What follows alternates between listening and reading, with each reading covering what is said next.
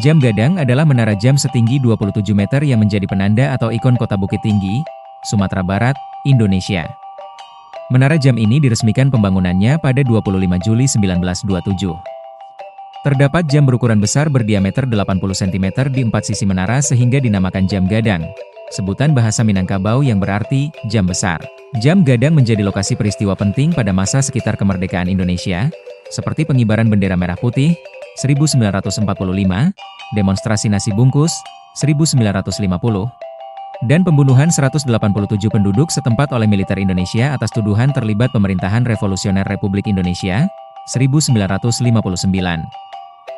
Saat ini, jam gadang menjelma menjadi objek wisata dengan perluasan taman di sekitarnya.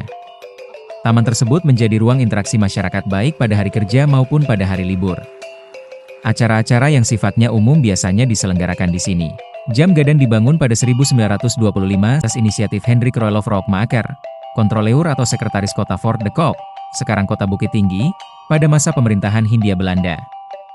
Jamnya merupakan hadiah dari Ratu Belanda Wilhelmina. Seorang arsitek asal Koto Gadang, Yazid Rajo Mangkuto bertindak sebagai penanggung jawab pembangunan, sementara pelaksana pembangunan ditangani oleh Haji Moran dengan mandornya St. Gigi Ameh. Peletakan batu pertama pembangunan dilakukan oleh putra pertama Rockmaker yang pada saat itu masih berusia 6 tahun. Pembangunannya menghabiskan biaya sekitar 15.000 gulden di luar biaya upah pekerja sebesar 6.000 gulden. Biaya itu bersumber dari pasar Fons, badan pengelola dan pengumpul pajak atas pasar-pasar di Bukit Tinggi. Jam gadang sedang dalam tahap konstruksi ketika terjadinya gempa bumi Padang Panjang pada Juni 1926. Gempa mengakibatkan bangunan menara miring 30 derajat sehingga diperbaiki seperti keadaan semula. Pada Februari 1927, Gubernur Jenderal Hindia Belanda Andries Cornelius Dirk de Graaf meninjau pembangunan jam gadang dalam kunjungannya ke Fort de Kock. Sejak didirikan, menara jam ini telah mengalami 3 kali perubahan pada bentuk atapnya. Awal didirikan pada masa pemerintahan Hindia Belanda, atapnya berbentuk bulat dengan patung ayam jantan menghadap ke arah timur di atasnya.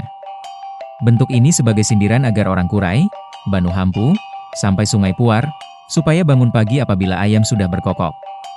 Pada masa pendudukan Jepang, bentuk atap diubah menyerupai kuil Shinto.